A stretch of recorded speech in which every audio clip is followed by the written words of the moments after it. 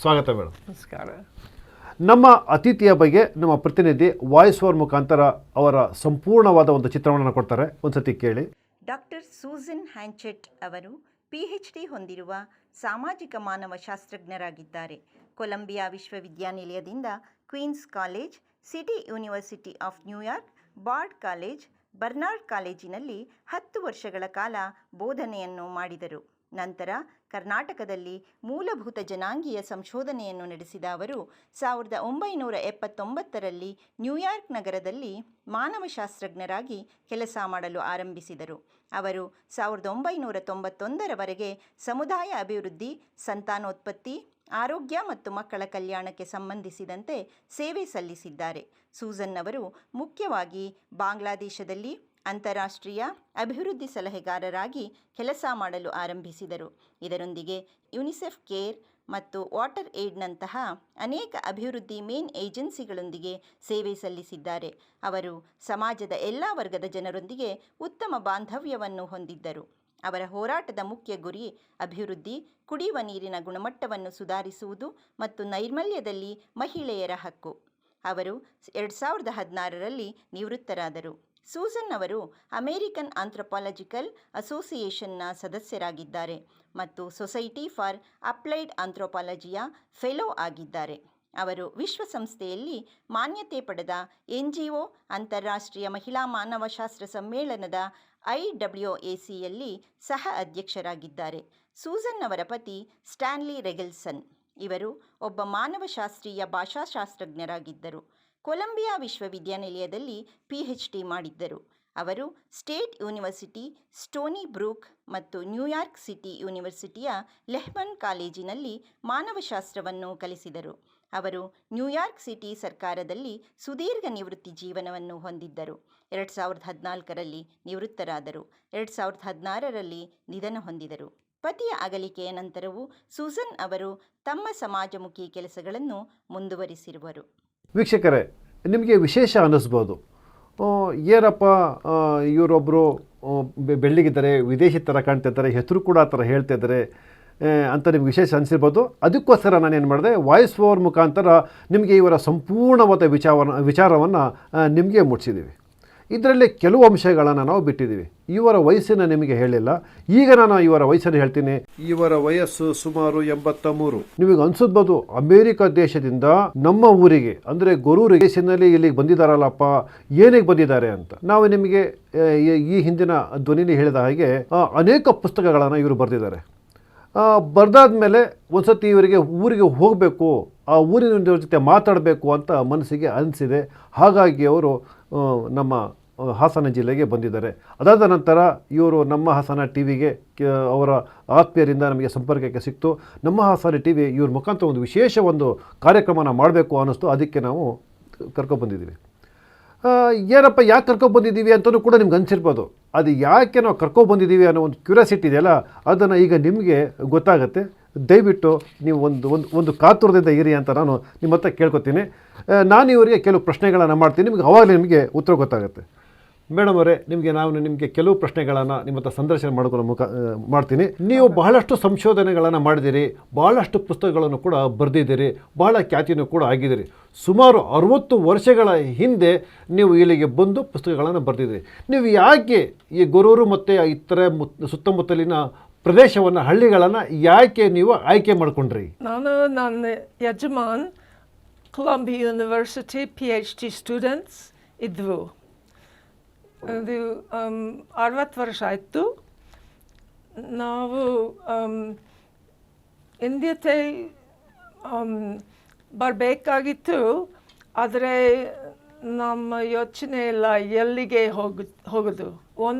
ಒಬ್ಬ professor MN Srinivas ಇದ್ದರು, ದೊಡ್ಡ ಪ್ರೊಫೆಸರ್. ಅವರನ್ನು ಮಾತಾಡಿದೆ ಮತ್ತು ಅವರು ಹೇಳಿದರು, ಗೊರೂರು ನಿಮಗೆ ಚೆನ್ನಾಗಿರ್ಬೋದು. ಗೊರೂರು ರಾಮಸ್ವಾಮಿ ಅಯ್ಯಂಗಾರ್ ಪ್ರೊಫೆಸರ್ ಶ್ರೀನಿವಾಸ್ ಪರಿಚಯ ಆಗಿದ್ದರು.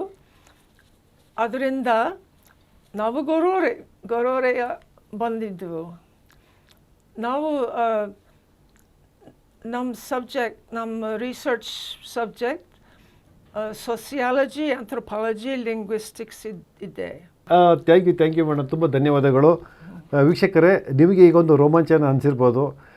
ಇದಕ್ಕೋಸ್ಕರನೇ ಒಬ್ಬ ವಿದೇಶಿ ಮಹಿಳೆ ಅವರ ಬಾಯಿಂದ ಕನ್ನಡವನ್ನು ಕೇಳೋಣ, ಕನ್ನಡದಲ್ಲಿ ಒಂದು ಸಂದರ್ಶನ ಮಾಡೋಣ ಅಂತ ಹೇಳ್ಬಿಟ್ಟು ನಮ್ಮ ಹಾಸನ ಟಿ ವಿ ಮೇಡಮ್ ಅವ್ರನ್ನ ಇವತ್ತು ನಮ್ಮ ಸ್ಟುಡಿಯೋಗೆ ಕರ್ಕೊಬಂದಿದೆ. ಮತ್ತಷ್ಟು ಮಾತಾಡೋಣ ಅಂತ ಅವ್ರ ಜೊತೆ.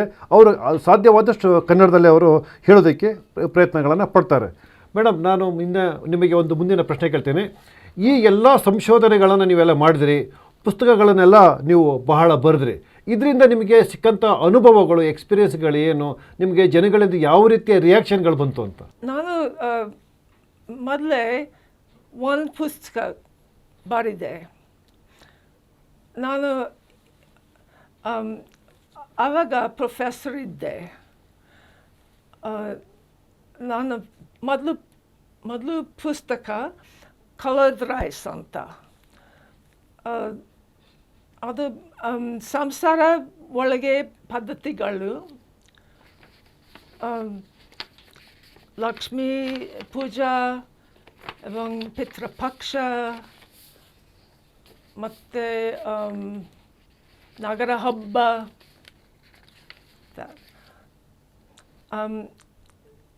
ನನ್ನ ಮೊದಲೇ ಪುಸ್ತಕ.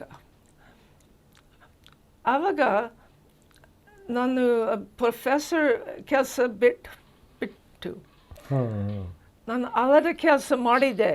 ನ್ಯೂಯಾರ್ಕಲ್ಲಿ ಮತ್ತು ಬಾಂಗ್ಲಾದೇಶಲ್ಲಿ 40 ವರ್ಷ ಕೆಲಸ ಮಾಡಿದೆ. Social works. ನಾನು ಯುನಿಸೆಫಲ್ಲಿ ಕೆಲಸ ಮಾಡಿದೆ. ನಾನು care. I was international development consultant for many years. Retirement ಆದ ಮೇಲೆ ನಾನು ನೋಟ್ಸ್ ನೋಡಿದೆ. ನನ್ನ ಮನೆಯಲ್ಲಿ ಅನೇಕ ನೋಟ್ಸ್ ಇವೆ. 6 ಪುಸ್ತಕಗಳು ಬರೆದೆ ನೋಟ್ಸ್ದಿಂದ. ನಾನು ಬೇಜಾರಾಯಿತು, ಈ ಕೆಲಸ ಮುಗಿಸಿಲ್ಲ. It's a problem for me. I wanted to finish that work I began at a very young age. ನಾನು 24 ವಯಸ್ಸು ಮದುವೆ ಬಂದೆ. ಇವಾಗ 60 ವರ್ಷ ಆಯಿತು. ನಾನು ಇನ್ನೂ ಬರಬೇಕು. I still have much interest in the Kannada life. So now I am trying to remember Kannada language and write more books. Thank you ಧನ್ಯವಾದ ಮೇಡಮ್. ಮೇಡಮ್ಮಿನ ಮಾತಲ್ಲಿ ನಿಮಗೆಲ್ಲವೂ ಅರ್ಥ ಆಗಿದೆ. ನಾನೇನು ಬಿಡಿಸಿ ಹೇಳಬೇಕಂತ ಏನೂ ಇಲ್ಲ. ಇವರು ನಮ್ಮ ಅನುಭವಗಳನ್ನು ಯಾವ ರೀತಿ ಹೇಳ್ಕೊತಾರೆ ಅಂತ ಹೇಳಿದ್ರೆ, ಇವರ ಹಸ್ಬೆಂಡ್ ಜೊತೆ ಅಂದರೆ ಇವ್ರ ಯಜಮಾನ್ರ ಜೊತೆ ಇವರು ಬರವಣಿಗೆಯಲ್ಲಿ ಸಹಕಾರ ಎಲ್ಲ ಕೊಡ್ತಾಯಿದ್ರು. ಇವರು ಕೂಡ ಪುಸ್ತಕಗಳನ್ನ ಬರಿತಾಯಿದ್ರು. ಇಲ್ಲಿದ್ದಂಥ ಸಂದರ್ಭದಲ್ಲಿ ಇವರು 60 ವರ್ಷಗಳ ಹಿಂದೆ ಏನೋ ಇವರು ಮದುವೆಯಾದ ಹೊಸದರಲ್ಲಿ ಇಲ್ಲಿಗೆ ಬಂದಿದ್ದರು. ಆವಾಗ ಸುಮಾರು ವಿಚಾರಗಳನ್ನು ಇವರು ನೋಟ್ ಬರ್ಕೋತಾ ಇದ್ರು ಅಂತ. ಆ ಬರೆದಿದ್ದನ್ನು ಇವ್ರ ಜೊತೆ ಇವರ ದೇಶದಲ್ಲಿ ಇವ್ರ ಮನೇಲಿತ್ತು. ಅದು ಇವರಿಗೆ ಕಾಡಿಸ್ತಾ ಇದ್ವಂತೆ, ಯಾಕೆ ಇದನ್ನು ಕಂಪ್ಲೀಟ್ ಮಾಡಲಿಲ್ಲ ಅಂತ. ಅದೊಂಥರ ಅವ್ರಿಗೆ ವೇದನೆ ಕೊಡ್ತಾ ಇತ್ತಂತೆ. ಅದಾದಮೇಲೆ ಇದ್ರ ಬಗ್ಗೆ ನಾನು ಕಂಪ್ಲೀಟ್ ಮಾಡಬೇಕು ಅಂತ ಹೇಳಿ ಅವರು ಬುಕ್ಕನ್ನು ನಾನು ಕಂಪ್ಲೀಟ್ ಮಾಡಿ ಬರೆದೆ ಅಂತ ಅವರು ಹೇಳ್ಕೊತಾರೆ. ಇದನ್ನು ಅರ್ಥ ಆಗಿದೆ ಅಂತ ತಿಳ್ಕೊತೀನಿ ನಾನು. ಮೇಡಮ್, ನಾನು ಮತ್ತೆ ಇನ್ನೊಂದು ಪ್ರಶ್ನೆ ಕೇಳ್ತೀನಿ. ಇಷ್ಟೆಲ್ಲ ನೀವು ಬರೆದ್ರಿ, ನೀವು ಲಾಟ್ ಆಫ್ ರೈಟಿಂಗ್ ಎಲ್ಲ ಮಾಡಿದ್ರಿ. ಇದರಿಂದ ನಿಮ್ಮ ಸೊಸೈಟಿಯಿಂದ ಏನು ನಿಮಗೆ ಪ್ರತಿಕ್ರಿಯೆ ಬಂತು? ಇದನ್ನು ಒಳ್ಳೆಯದು, ಗುಡ್ ಅಂತ ಹೇಳಿದ್ರ, ಅಥವಾ ನೀನು ಇದೆಲ್ಲ ಯಾಕೆ ವೇಸ್ಟ್ ಅಂತ ಹೇಳಿದ್ರ, ಅಥವಾ ಈ ರೆಸ್ಪಾನ್ಸ್ ಯಾವ ರೀತಿ ಬಂತು ಅಂತ ನಿಮಗೆ? ನಾನು ಅಲ್ಲದ ಸೋಸಿಯಾಲಜಿಸ್ಟ್, ಆಂಥ್ರೋಪಾಲಜಿಸ್ಟ್ ಪರಿಚಯ ಬಹಳ ಜನ ನೋಡ್ತೀನಿ. I go to many conferences and I make a presentation at conferences. I have very good relationship with my colleagues, and so we always meet. ಪ್ರತಿ ವರ್ಷ ನಾನು United Nations commission on the status of women meetings ಹೋಗ್ತೀನಿ. ನಾನು ಹೆಂಗಸರು ಪೂರ್ತಿ on many different countries, women from many different countries ನೋಡ್ತೀನಿ, and I always speak there. So it's always a good connection. Many common ideas, many common questions, much to do with women's rights. That's my now my work. But so I have conversation. It's not judgment. It's some conversation. So there's many questions to answer about life here, life there, life everywhere. Thank you madam. Thank you. ಮತ್ತು ನಿಮ್ಮ ಈ ಬರವಣಿಗೆ ಇದೆಯಲ್ಲ, ಬರವಣಿಗೆ writings ನಿಮಗೆ ತೃಪ್ತಿ ತಂದಿದೆಯಾ? ನೀವು sacrifice ಆಗಿದ್ದೀರಾ ಈ ಬರವಣಿಗೆಯಿಂದ ಅಂತ ಹೇಳಿ? There's always more to do. Always more. ಇನ್ನು ಪುಸ್ತಕ 1-2 ಇರ್ಬೋದು. No, I'm not finished. No. I still have more questions. I'm thinking new thinking. Right now, Ivaga, I'm thinking about women in panchayats, Panchayati Raj, ide Ivaga. And I'd like to, I've been reading about Bangladesh and India, women in Panchayat, Gram Panchayat, Bangladesh Union Parishad. So I'm very interested to understand the women's thinking in the Panchayat. Ivaga. ಮತ್ತೆ ಇನ್ನೂ ಕೆಲಸ ಇದೆ, ಹಳ್ಳಿ ಕೆಲಸ ಇದೆ. So maybe until I die, I'll just keep writing something. Madam ಅವ್ರು ಹೇಳ್ತಾರೆ, ನಿಮಗೆ 85 ವರ್ಷ ಆಗಿದ್ರು ಕೂಡ ನನ್ನ ಬರವಣಿಗೆ ಕೆಲಸ ಇದ್ದರೆ ನನಗೆ ಇನ್ನೂ ತೃಪ್ತಿ ತಂದಿಲ್ಲ, ನಾನು ಇನ್ನೂ ಹೆಚ್ಚಿಗೆ ಬರೀಬೇಕು ಅಂತಿದ್ದೀನಿ. ಆಲ್ರೆಡಿ ಇನ್ನೂ 2 ಪುಸ್ತಕಗಳು ನಾನು ಪ್ರಕಟಣೆಗೆ ಸಿದ್ಧವಾಗಿದೆ ಅಂತ ಹೇಳ್ತಾರೆ. ಮತ್ತು ಭಾರತ ಮತ್ತು ಬಾಂಗ್ಲಾದೇಶಿನ ಒಂದು ಪಂಚಾಯತ್ ರಾಜ್ಗೆ ಸಂಬಂಧಪಟ್ಟಂತಹ ಕೆಲವು ಅಂಶಗಳನ್ನು ಮತ್ತು ಇನ್ನೂ ಪುಸ್ತಕಗಳನ್ನು ಬರಿಬೇಕು ಅಂತ ಹೇಳ್ತಿದ್ದಾರೆ. ನಿಜವಾಗ್ಲೂ ಕೂಡ ಇವರ ಒಂದು ಆತ್ಮವಿಶ್ವಾಸಕ್ಕೆ ನಾವೆಲ್ಲ ತುಂಬ ಶ್ಲಾಘನೆ ಮಾಡಬೇಕು. ನನಗೆ ಇನ್ನೂ ಕೂಡ ಮನಸ್ಸು ಇವ್ರದ್ದು ದಣದಿಲ್ಲ ಅಂತ, ಇನ್ನೂ ಬರೆಯೋದಕ್ಕೆ ನನಗೆ ಉತ್ಸಾಹ ಇದೆ, ಇನ್ನೂ ಕೆಲಸ ಇದೆ ಅಂತ ಇವರು ಹೇಳ್ತಾರೆ.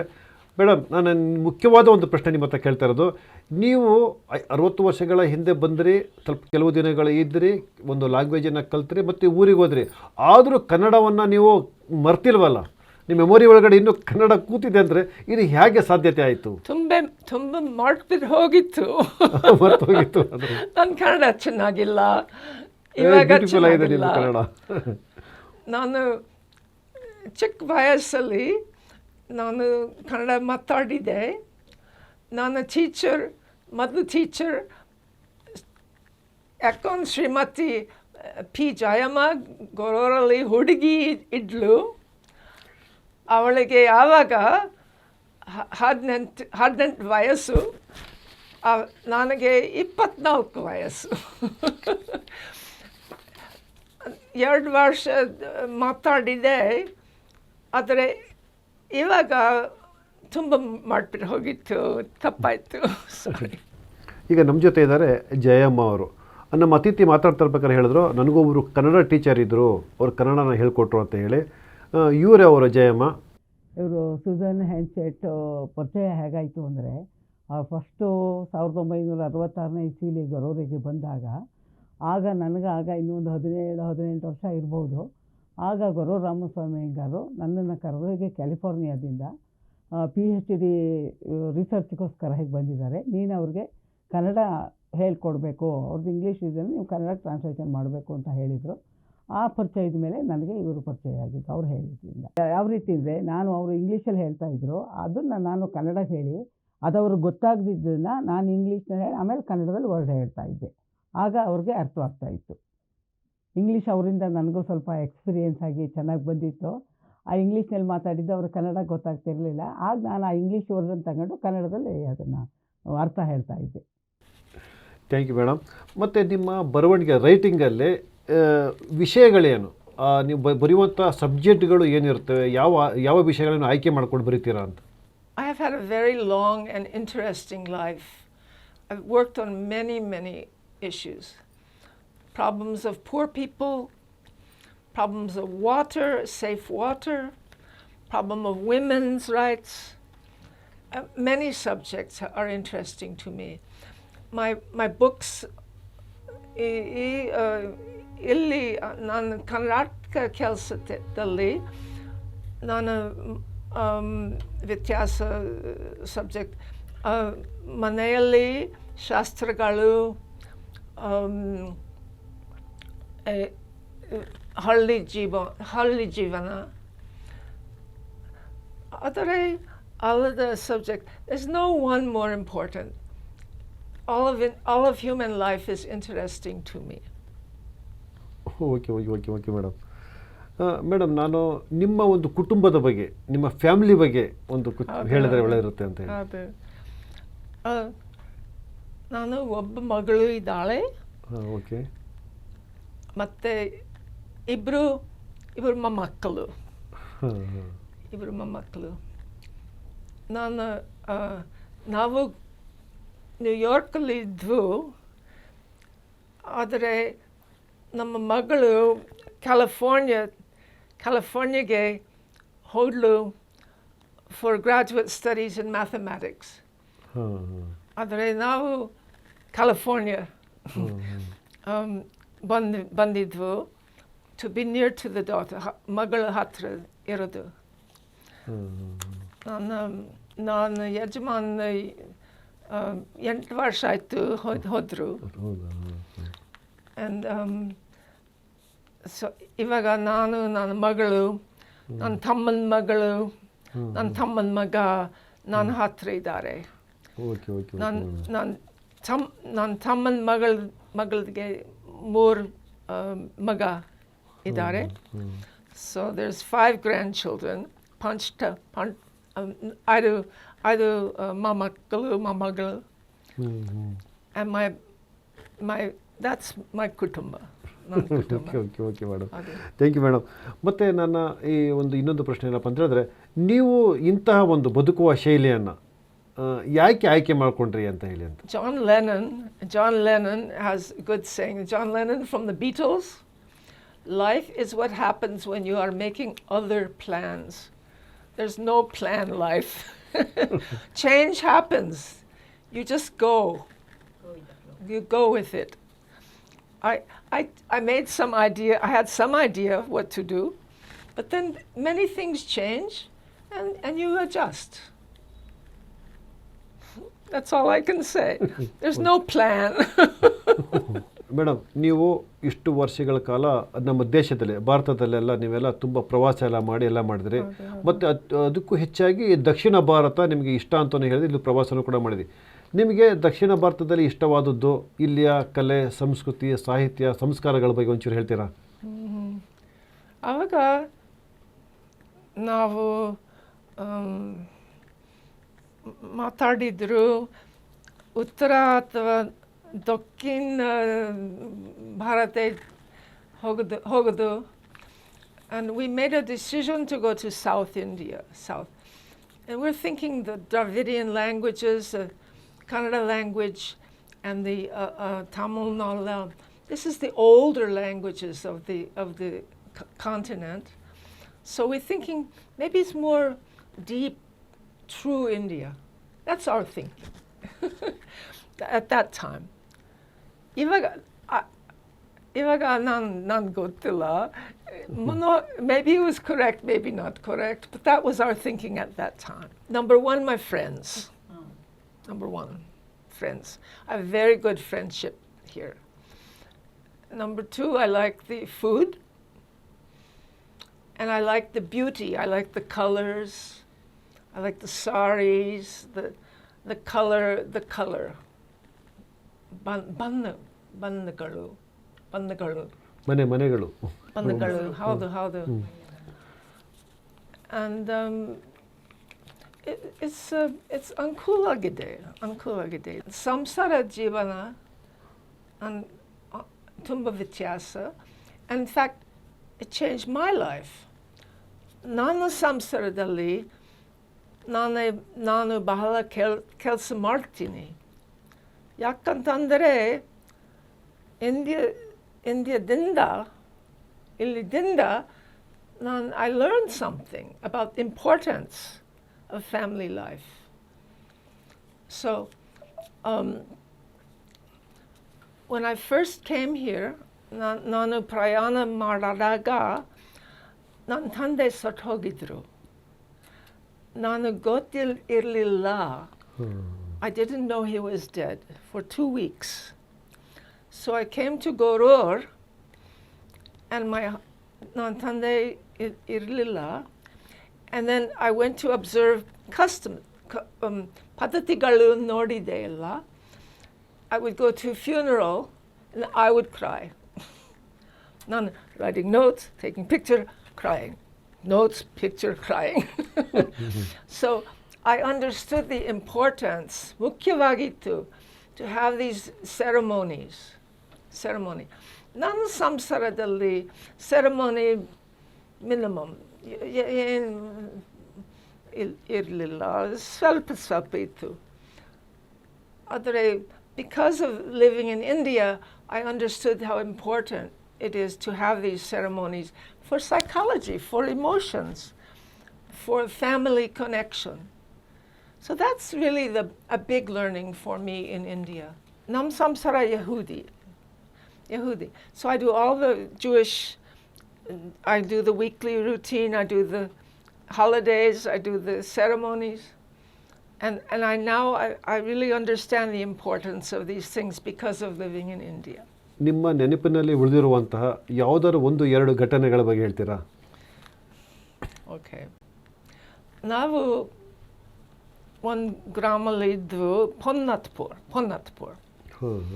ಸ್ವಲ್ಪ ದೂರ ಇತ್ತು. ನಮ್ಮ ಗಾಡಿ ಇತ್ತು, 1943 Ford Jeep.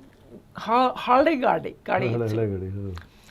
ಒಬ್ಬ ಹುಡುಗ, he fell from a tree and he was badly injured. So ನನ್ನ ಯಜಮಾನ ಡ್ರೈವಿಂಗ್ ಗೊತ್ತಿರಲಿಲ್ಲ. we were taking the boy to the hospital. So we drove ನಾನು ಹಳೆ ಗಾಡಿಯಲ್ಲಿ ರಸ್ತೆ ಚೆನ್ನಾಗಿರಲಿಲ್ಲ. And the boys in the back say, oh, we would go over the road, oh. And so Hasane ಬಂದಿದ್ವು, ಆಸ್ಪತ್ರೆ ನಲ್ಲಿದ್ದು. ನಾನು ಇಬ್ಬರು ಕನ್ನಡ ಇಂಟರ್ಪ್ರಿಟರ್ ನಮ್ಮ ಹತ್ರ ಇದ್ರು. So we're sitting in the hospital waiting to see the boy. And my friends go somewhere. And we're just waiting. We did not, ಗೊತ್ತಿರಲಿಲ್ಲ, ಏನು ಮಾಡೋದು. So we're sitting. 1 ಗಂಟೆ ಪೋರೆ ನಮ್ಮ ಫ್ರೆಂಡ್ಸ್ ಬಂದಿದ್ವು. ನಮಗೆ ಹೇಳಿದ್ರು, they were talking to the director of the hospital in Hassan.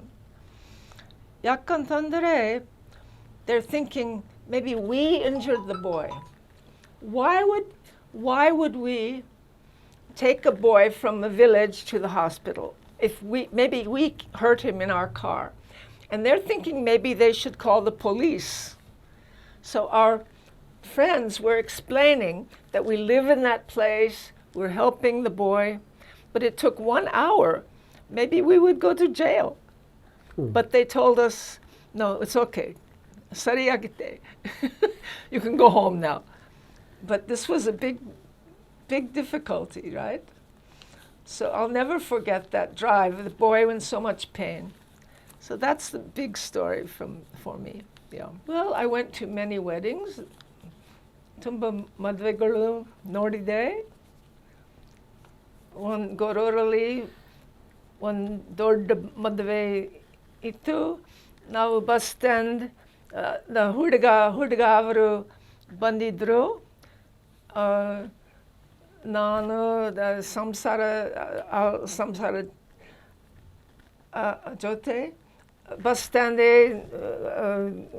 groom, we met the groom, we came back, had some food, ಮದುವೆ 3 ದಿನ ಮದುವೆ ನೋಡಿದೆ, ತುಂಬ ಸಂತೋಷ, ಚೆನ್ನಾಗಿತ್ತು. ವೀಕ್ಷಕರೇ, ಇಲ್ಲಿಯವರೆಗೆ ಡಾಕ್ಟರ್ ಸೂಸನ್ ಹ್ಯಾನ್ಸೆಟ್ ಅವರ ಒಂದು ವಿಶೇಷ ಸಂದರ್ಶನವನ್ನು ನೀವು ನೋಡಿದರೆ ಅವರು ಕನ್ನಡದಲ್ಲೇ ಮಾತಾಡ್ತಾ ಇರ್ಬೇಕಾದ್ರೆ ನಮಗಂತೂ ರೋಮಾಂಚನ ಆಗ್ತಾಯಿತ್ತು.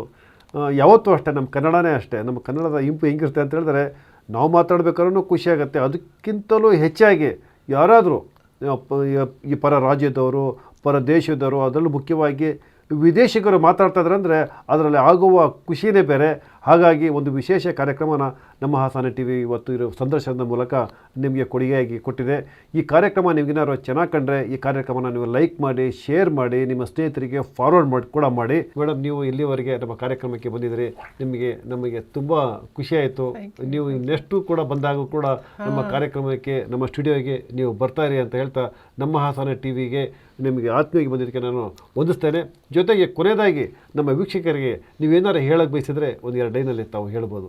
ನಾನು ಹಾಸನ್ ಟಿ ವಿಗೆ ಬಂದಿತ್ತು ತುಂಬ ಸಂತೋಷ ನನಗೆ. Thank you madam. Thank you.